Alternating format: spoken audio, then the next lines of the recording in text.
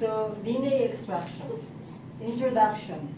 So, this activity introduces us to one of the most essential procedures in molecular biology, which is the DNA extraction. So, DNA, or the deoxyribonucleic acid, is the genetic material that governs all the biological functions in living organisms.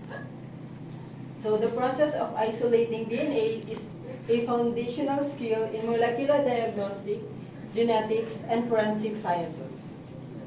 By engaging in a hands-on extraction using simple materials like bananas, which will be utilized in this activity, students experience firsthand on how DNA can be visualized and isolated outside of the cell. So the objectives of this activity is, first is to isolate and purify DNA from plant or animal cells using common laboratory materials.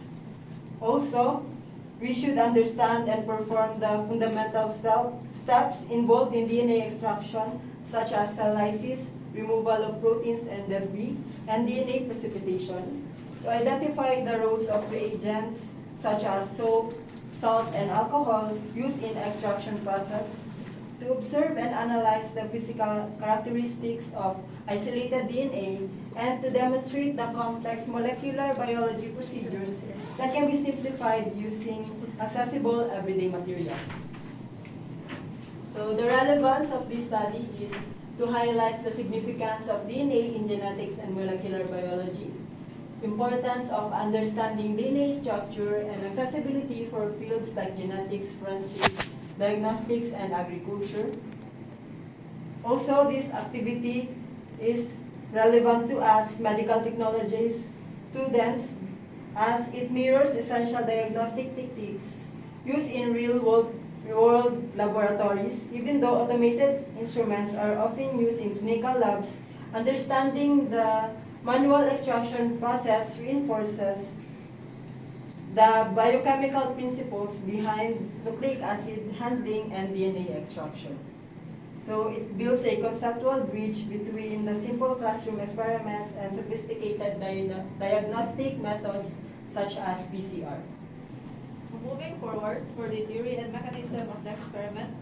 So we have the fundamental principles, which includes the structure of DNA. So we all know that the DNA is a hereditary material, which is a double helix and composed of the sugar, which is deoxyribose, nitrogenous bases, and as well as the phosphate groups. So DNA is basically found, or it resides in the nucleus of the cell, but it can also be found in the mitochondria, which is known as the empty DNA or mitochondrial DNA.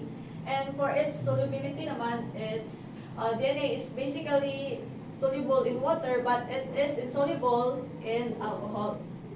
So for the mechanisms of the DNA extraction, so first is we need to lyse the cell. So how do we do this? So in lysing, the lysing process of the cell is we use detergent, but in this case we will be using liquid soap. So this liquid soap will actually act upon the lipid membrane, which is it dissolves the lipid membrane, which results in the cellular components to be released. Now after that, we need to use salt, or the table salt, for it is a component which helps in isolating the nuclear material because it helps in clumping the protein and other cellular components or debris. Therefore, it will make it easier to isolate the DNA. And after that, we will be using cold alcohol for the precipitation method. So it could be 70% to 95% of ethanol or isopropanol alcohol. And also have the factors affecting the yield. So it is advised that the pH in this DNA extraction process should be neutral. And for the temperature naman is too high temperature means it will cause the DNA to degrade, and too low temperature naman will cause a low yield for the experiment. So therefore, the temperature should be optimal for this experiment. And for the tissue types naman, it depends on the type of tissue that we will be using. It could be plant cell or animal cell, but in this case, we will be using banana fruit, which is a plant cell. So the procedures and materials will be discussed by the next report. Okay, next is let's proceed to the experimental procedure.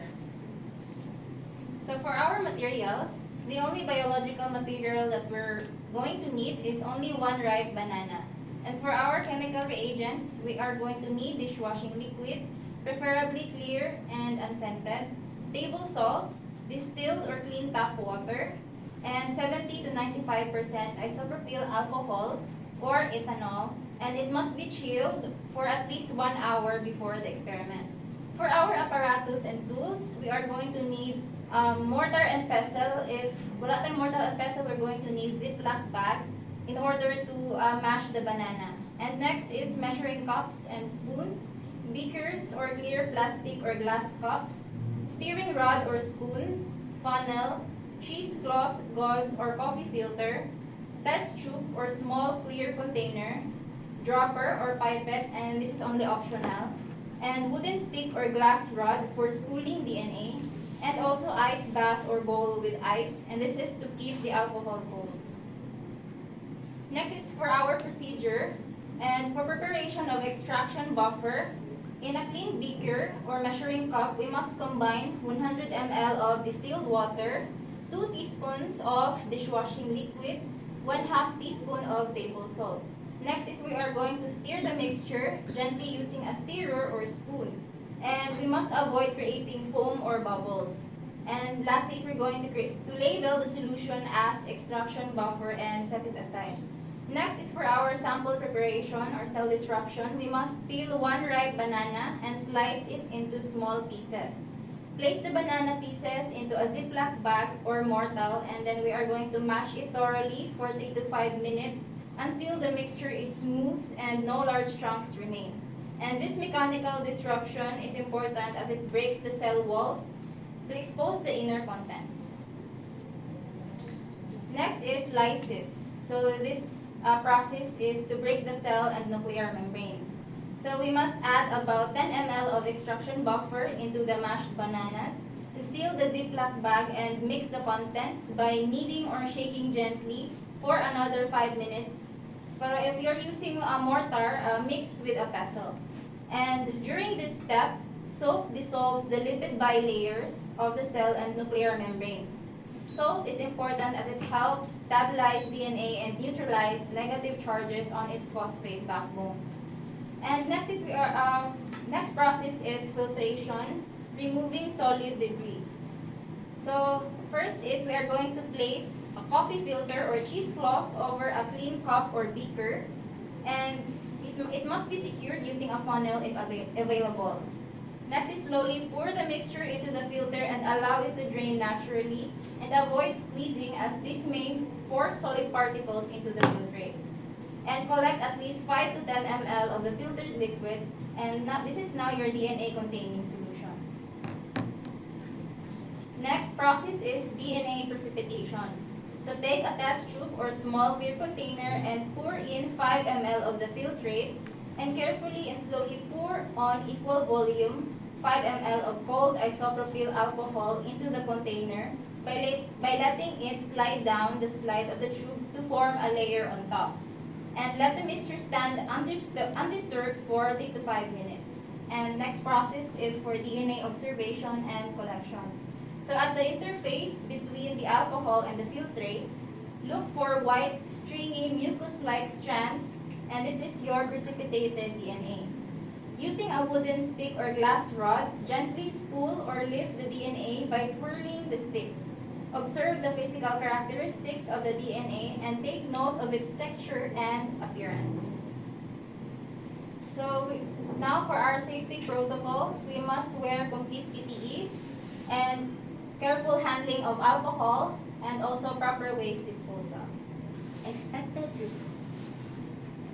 So for the expected result, During the DNA extraction procedure, the visible outcome is the formation of white stringy DNA precipitate in the alcohol layer. And for the control variables, the volume of the buffer and alcohol must be consistent for accurate results. And for the temperature of alcohol, cold alcohol may help the DNA to precipitate well. And for the time of incubation, so it allows the DNA to fully precipitate and to become visible. So for the interpretation, there will be two if it is positive and negative.